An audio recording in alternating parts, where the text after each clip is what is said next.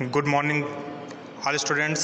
विश्व Bharati girls inter college online classes में class 12th के लिए first chapter electric charge and field में फिजिक्स फर्स्ट क्लास 12th के लिए हम एक नया वीडियो फिर से लेके आए हैं। जैसा कि आप देख पाएंगे, बहुत ही इंटरेस्टिंग और चैलेंजेस क्लासेस वीडियो है। आपको अच्छे से पढ़ना है, कंसंट्रेट रखना है, जिसमें कि आज का न्यू टॉपिक है बताने वाले हैं कूलाम का वैद्युत बल संबंधी नियम। कूलाम का वैद्युत बल संबंधी नियम या कूलॉम्स लॉ भी कहा जाता है। ये बोर्ड परीक्षा में पूछा जाने वाला बहुत ही इम्पॉर्टेंट, वेरी मोस्ट इम्पॉर्टेंट। अब इसको किस प्रकार से पूछे जा सकते हैं, जैसे कि क्वेश्चन बन के आ जाता है कूलाम का वैद्युत बल संबंधी नियम लिखिए, या दूसरे टाइप से दो बिंदु आवेशों के बीच लगने वाला आकर्षण अथवा प्रतिकर्षण बल के लिए कूलाम का नियम लिखिए। ये दो प्रकार से क्वेश्चन पूछे जा सकते हैं, जैसा कि आप स्क्रीन में देख पा रहे हैं। बहुत ही इजी तरीके से आपको इस वीडियो में समझ में आएगा। 100% गारंटेड वीडियो है जो मैं आपके लिए लेके आया हूँ। बच्चों को इसमें डरने की कोई आवश्यकता नहीं है, ना ही बड़ा है। आप केवल 10 मिनट का टाइम दीजिए और कंसंट्रेट होकर के पढ़िएगा। अब क्वेश्चन में पुट होता है कि कूलाम का नियम क्या है। तो हम कह सकते हैं सन 1885 से फ्रांसीसी वैज्ञानिक कूलाम ने ये नियम प्रतिपादित किया। इस नियम के अनुसार दो बिंदु आवेशों के मध्य लगने वाले बल के बारे में बताया गया है, फोर्सेस के बारे में बताया कि दो बिंदु आवेशों के बीच में कैसे बल कार्य करता है। जैसा कि आपको इस ग्राफ में दिया गया है, इस नियम के अनुसार ग्राफ भी देख पा रहे हैं। वैसे तो हम इस नियम के अनुसार कह सकते हैं कि दो स्थिर बिंदु आवेशों के मध्य लगने वाला आकर्षण या प्रतिकर्षण बल दोनों आवेशों के मात्राओं के गुणनफल के अनुक्रमानुपाती तथा उनके बीच दूरी के वर्ग के व्युत्क्रमानुपाती होता है। वेरी सिंपल है, स्क्रीनशॉट ले सकते हैं आप इस नियम का।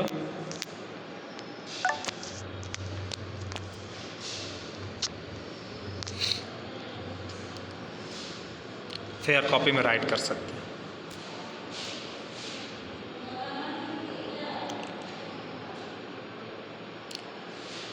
अब आगे इस नियम को कैसे व्यंजक के रूप में परिवर्तित किया जाएगा, कैसे डेरिवेशन दिया जाएगा, आप वो पढ़ेंगे। अब यदि दो बिंदु आवेश Q1 व Q2 एक दूसरे से r दूरी पर स्थित हों तो कूलाम के नियम से उनके बीच लगने वाला बल के बारे में हम आपको जो है एक चित्र बना के बता रहे हैं, जिसमें कि ये पहला आपका आवेश है, इसको हम Q1 मान लेते हैं, आवेशित बिंदु, और दूसरा कुछ दूरी पर स्थित बिंदु है जिसको हम Q2 मान लेते हैं। अब Q1 और Q2 के मध्य की जो दूरी है वो इस डॉटेड लाइन से हमने डिनोट किया है, जिसको हम लिख सकते हैं या डिनोट कर सकते हैं R से। बीच की दूरी Q1 और Q2 के बीच की दूरी हमारी R हो गई। ये दो बिंदु आवेश Q1 व Q2 एक दूसरे से R दूरी पर स्थित हों तो कूलाम के नियम के अनुसार लगने वाला बल, तो बल निकालना है, इसमें F काउंट करना है। तो अब हमें मालूम है F क्या होता है, नीचे देखेंगे। F इज इक्वल होता है, F प्रोपोर्शनल होता है Q1 Q2। ये हम राइट कर सकते हैं क्योंकि दोनों आवेश F बल के अनुक्रमानुपाती है। तो F प्रोपोर्शनल, क्योंकि अब R दूरी है दोनों आवेशों के मध्य, तो F प्रोपोर्शनल 1/r² भी राइट कर सकते हैं। अब F प्रोपोर्शनल हो जाएगा आपका Q1 Q2/r²। ये भी लिख सकते हैं क्योंकि हम फ्रैक्शन में लिखेंगे तो 1 के अपान में आ जाएगा आपका r², तो 1 के जगह पे हो जाएगा Q1 और Q2, और F प्रोपोर्शनल में आवेश तो प्रोपोर्शनल में रहेगा। अच्छा, अगर ये हमें प्रोपोर्शनल हटाना है तो क्या करना होगा, हम सभी जानते हैं कि यदि प्रोपोर्शनल हटाना है तो हमें एक नियतांक कांस्टेंट लेना होगा जो कि K है। तो K हो जाएगा F इज इक्वल के Q1 Q2/r²। K कांस्टेंट हो गया आपका।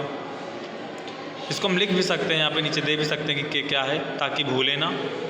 कभी भी हम रिमेन करके कॉपी में लिखा रहेगा तो हम देख सकते हैं कभी कन्फ्यूजन होने पे।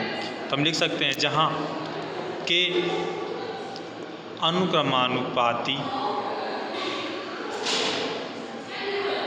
नियतांक है नियतांक है, जहाँ अनुक्रमणपति नियतांक है। ठीक,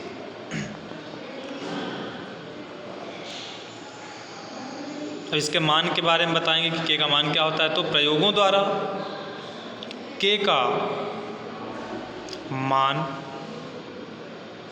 9.0 मल्टीप्लाई 10 की पावर 9 न्यूटन मीटर स्क्वायर प्रति कूलाम स्क्वायर होता है। के का मान ये हो गया आपका 9.0 मल्टीप्लाई 10 की पावर 9 न्यूटन मीटर स्क्वायर प्रति कूलाम स्क्वायर। अब ये जो आपकी क्वेश्चन है आपकी F इज इक्वल के Q1 Q2 upon L square, तो इसमें हम आप के की ये वैल्यू पुट कर सकते हैं। तो हम पुट करेंगे F इज इक्वल 9.0 मल्टीप्लाई 10 की पावर 9 और बाकी आपका जो वो ब्रैकेट के अंदर Q1 Q2 upon R square कर देंगे। ठीक बच्चों, समझ में आ रहा होगा।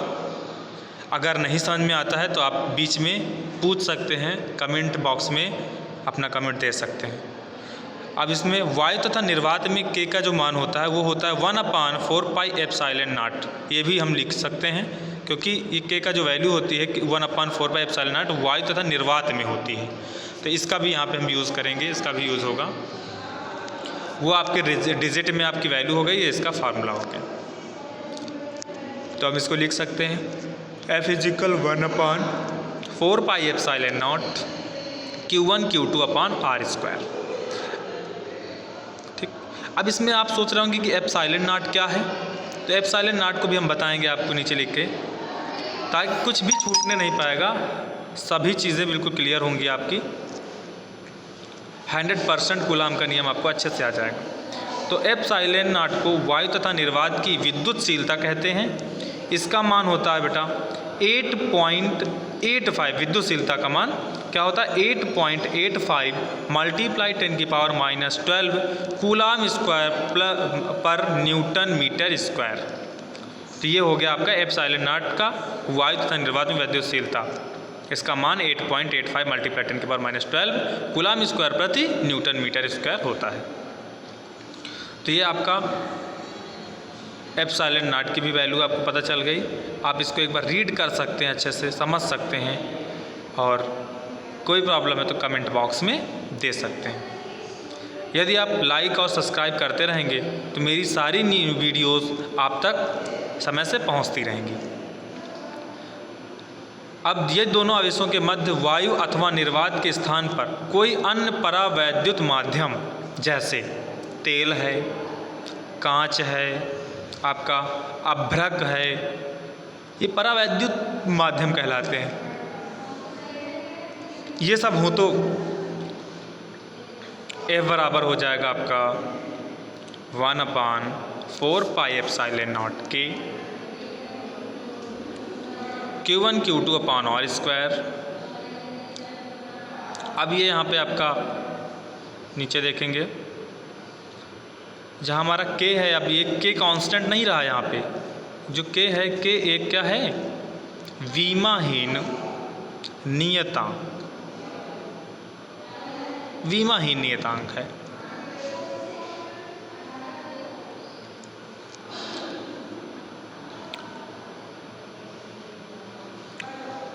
तो आपको समझ में आया होगा कूलाम का नियम। I hope that you all students satisfied by me. Coulomb का नियम very most important for board examination. All the best.